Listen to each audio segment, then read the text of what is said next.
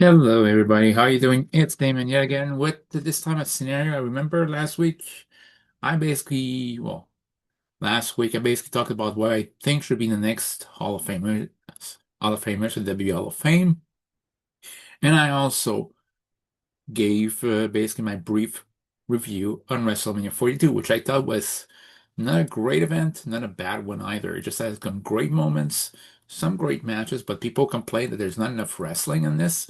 And for the first half, I would say it's true. The second half, not so much.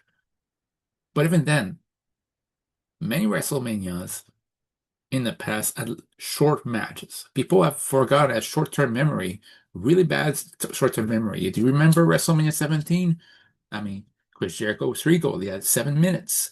The second match was the six-man tag match, which was APA and Taz versus RTC. Ivory got squashed by China.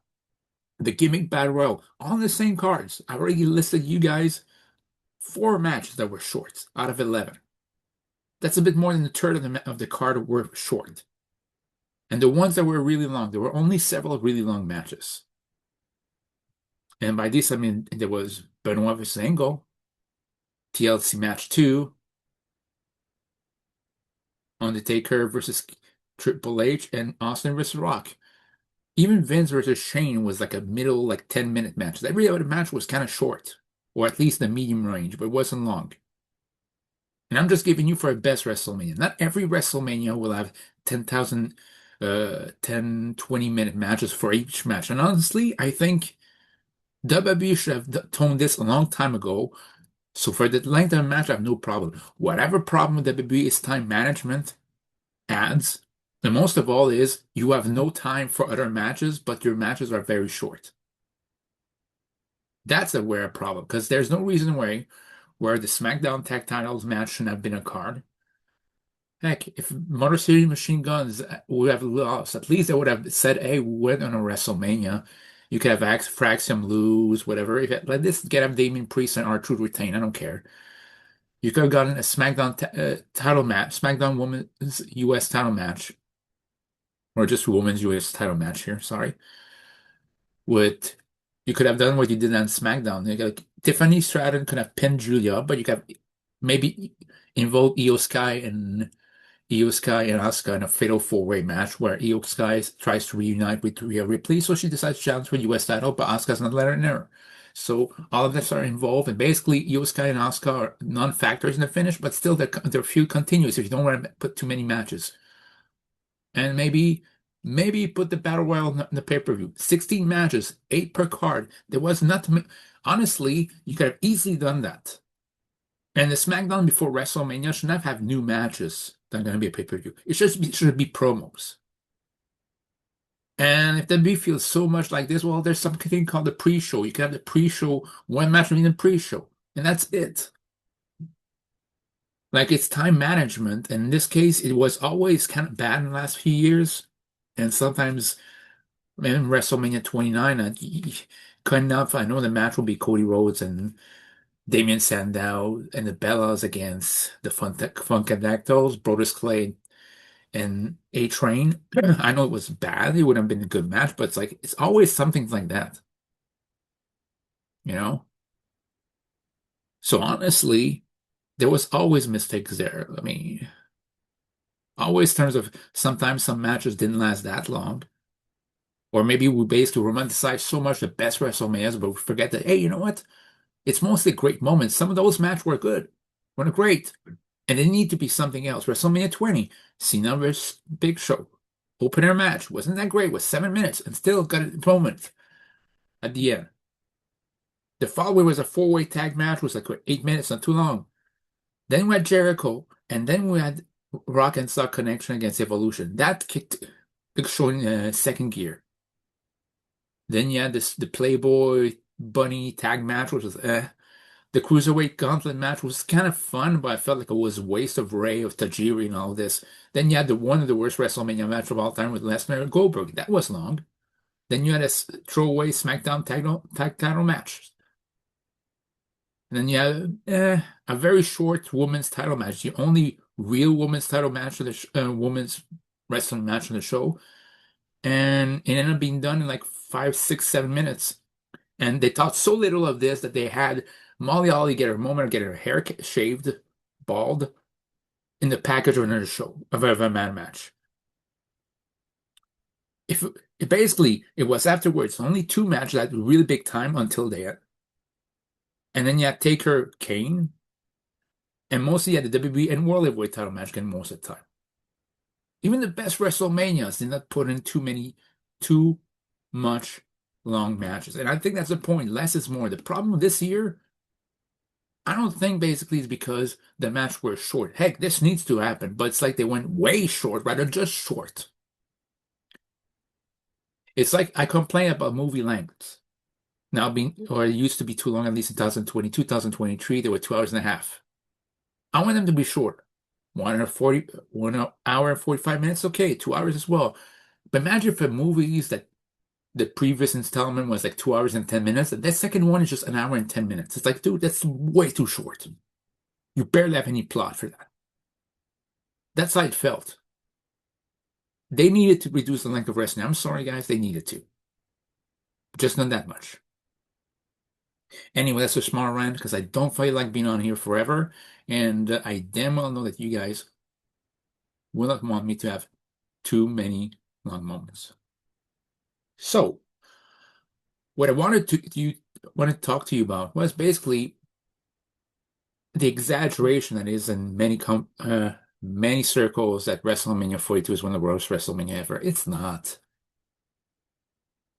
This is you get your feelings in a bunch when it's not true. WrestleMania 9 is. WrestleMania 27 is just about worse. You have WrestleMania 2, WrestleMania 11, WrestleMania 15. Like, good save in WrestleMania 16. Good, all of them were downright offensive. Today was just like, WB so much ad friendly. It's becoming, it's annoying. It's frustrating. It's middle of the pack WrestleMania. It's WrestleMania, but it wasn't a bad one. But let's see what if it was. And this is where, rather than booking to make it better, I'll book it to make it worse. And this is where the title comes in. What if I worsify WrestleMania 42? I know it's not a verb, but what if I did? What if I did make it worse? And here's the thing, I'm not changing a match. I might have had one participant or not, but I'm not changing any matches. There's just the ones that basically on the card. So, and I'm going to start really bad. We're going to have LA Knight and the Usos taking on ISO Speed and the Vision. What could possibly be happening? Okay, you have the entrance, you have the match, and basically, as soon as soon as the bell rings, when the Usos delivers a shut the groin to ISO Speeds for the disqualification. All right there, it's a match that lasts 2 seconds.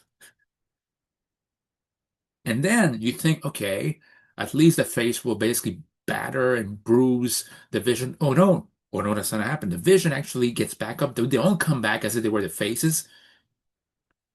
Pummel the Usos and LA Knight. Usos bail out of here like eels, and LA Knight gets the crap beaten out of him for like 10 minutes. Running out of actual match, that's what happens. Already there, you say, oh, well, that's a surprising take on WrestleMania. Usually the faces go over. But wait, I mean, what happened to LA Knight? Oh, it's probably the booking. Yeah, whatever. I mean, next match might be better. Wait, just you wait. Jacob Fatu versus Drew McIntyre. You think all of it's going well.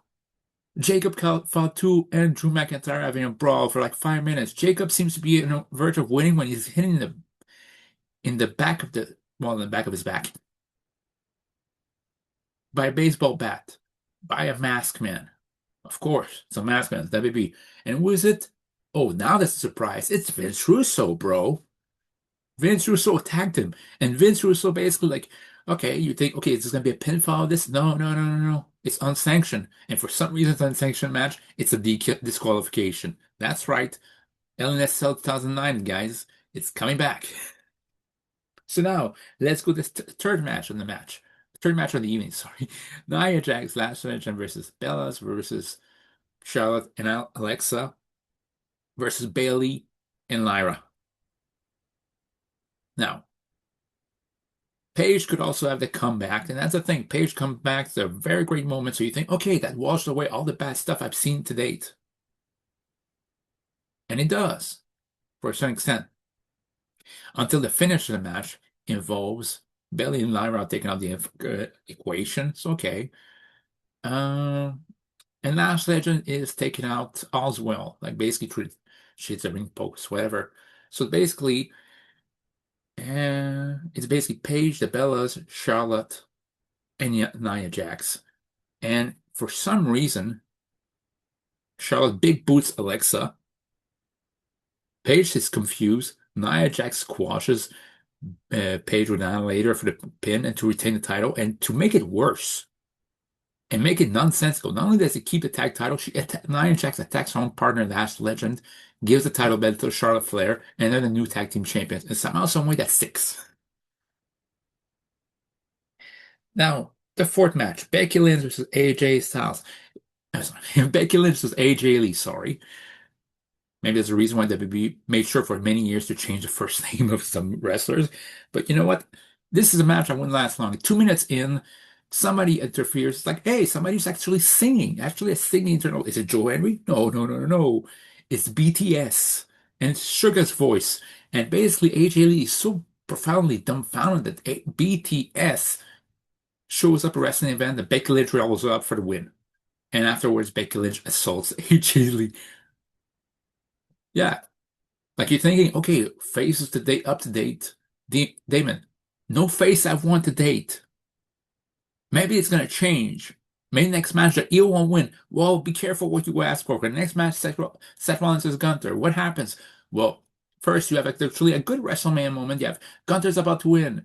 When the referee's down, when John Cena, AJ Styles, and Goldberg all appear and all avenge themselves by, first of all, Goldberg hitting a spear and a jackhammer on on Gunther, AJ Styles delivering a Styles Clash, and John Cena doing the AA on Gunther through the ringside tables, take him out. Now you think, okay, Rollins gonna take advantage to win? No, he gets speared again from Braun Breaker on the other side. And what else happens? You hear basically a video package that didn't hit early in the night with Harry Emanuel saying that TKO was like a big family, the year family, family. And who could it be? That's right. It's Fast and Furious Dom Toretto. He's coming to ring, bolting like this, and probably with a motorcycle, and the same family all over the place, and then hits Seth Rollins with like basically, I don't know, with a weapon. And the match is ruled a draw. It didn't draw money, but it was a draw. Then again, then you got the penultimate match of night one. You got Stephanie McCare and Liv Morgan. Both of them were banged up. That's the reason why the match supposedly was short. So it was Jason Solomon said that the quality was unacceptable. But looking back, it is acceptable if that's the reason why, especially the conditions. But I'm not even gonna make it this. If I were to worsify it, I'm not even gonna make it 6 minutes. I'm gonna make it 1 minute. Before this, you have the Hall of Fame, and basically you have Sid, Bad News Brown. By the way, that was BS what happened with the Sid deserved a way better introduction. So did Bad News Brown. I just think it's very cringe when you call the WBE drones. People would like stop with this. You don't seem wise. Like not at all. And plus with all due respect, if you buy Nike or Nike Adidas, Nike shoes, you know better. Just so you know.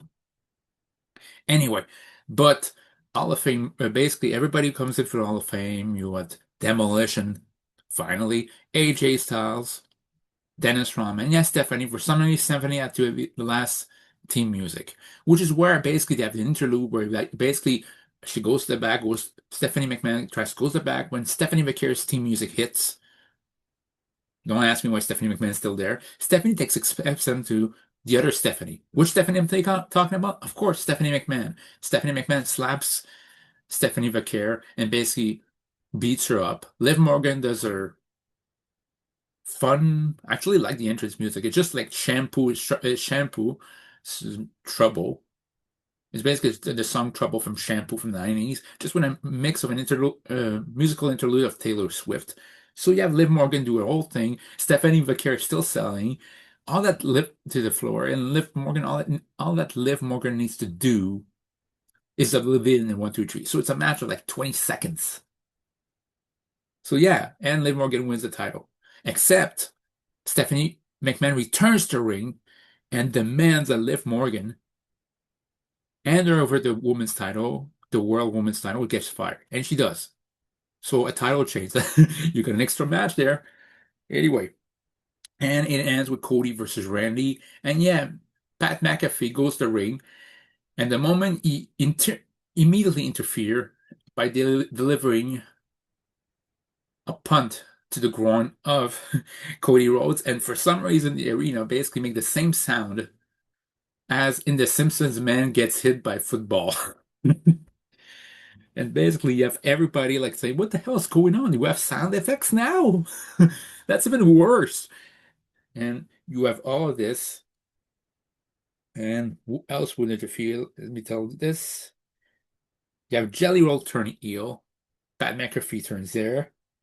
And for some reason, you have Kevin Owens returning, and you think because last time he was feuding Randy Orton, maybe he's going to turn against Randy Orton. No, he turns against Cody Rhodes. So Randy Orton, Jelly Roll, Pat McAfee helps Randy Orton finally gets the 15 World Heavyweight title. And at the end, Ari Emanuel, Kevin Owens, Randy Orton, BTS, Dom Toretto, and Stephanie McMahon all celebrate and Vince Russo, let's not forget Vince Russo, the TK Bro era. So yeah, now you're thinking, what a horrible night of WrestleMania. WrestleMania 9 seems better. In fact, at least we have WrestleMania 2, we have 2 nights of WrestleMania. Maybe it's gonna be better. Oh no, it's not. You got Brock Lesnar versus Obafemi. We have basically you have Brock Lesnar. Yeah, you enjoy basically seeing Obafemi get the better of Brock Lesnar for how many weeks? You love that? You love that crap? Good, because now Brock Lesnar will go over on Obafemi, and not only does he beat him, he beats him handily by submission with a bear hug. Obafemi taps out, and to make it worse, Brock Lesnar immediately retires after the match. You're not gonna get a comeback. What a great way to go. The second match of 9-2 was the IC title match. This one I struggle out to make it worse. Not because it's a bad match, but it's a multi-man spot fest. It's like of the participant that happens, what could happen? I mean, Penta winning is good, Ivan is good, you know. I was thinking maybe the way to make it worse is, I don't know, you have Dragon Lee win the IC title, and you think, okay, how does it make it worse? Damon, he's very good. Oh yeah, I agree, he's very good. But then Dragon Lee, for some reason, takes off his mask, and who is it revealed? Ooh, it's Matt Riddle. It's like, what happened? Like, what happened at this WrestleMania? Is somebody well? Is somebody fell into wellness policy? Who booked that stuff? And that'd be this. That match will be 8 minutes, only 8 minutes. And you have a commercial. You have a commercial for I don't know something like this, and like you have a Taylor Swift performance of 20 minutes. Okay, so that'd be it. Now the U.S. title match: Sami Zayn versus Trick Williams. For some reason, Trick Williams decides, he's going to the ring, and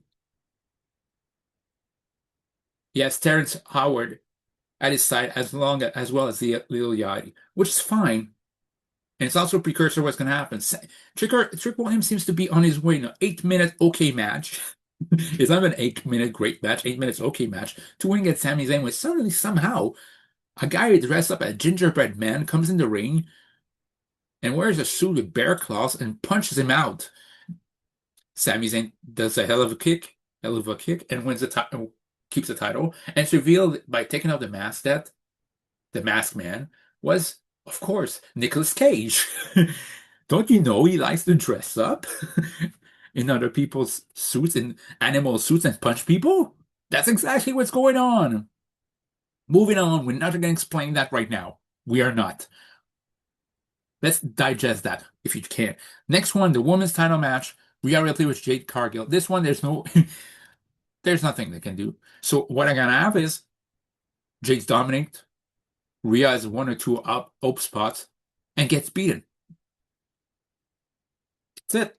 I couldn't make it funny. You would try against after the match to help her and say, okay, maybe there's gonna be something. Maybe finally the babyface gonna get her. No, Io Sky gets assaulted by the baddies and Jade Cargill, and you think, it's a shame we didn't get Io Sky and Asuka.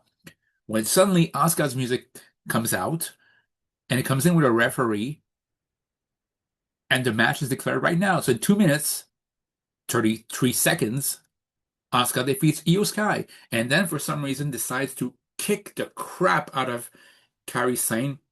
Of course, in storyline, she kicks the crap out of her, like a and pre-script, and kicks her out of her life. So bracing herself for basically the TKO bus flip. Now, before the last match, you have Finn Balor versus Dominic Mysterio. And again, it seems like a good match, but Finn Balor's about to win. Again, that's the team of the night. Like the face's about to win when something really stupid happens. In this case, it is Ari Emanuel. Let's not forget, owns TKO. Ari Emanuel was based on who? Ari Gold.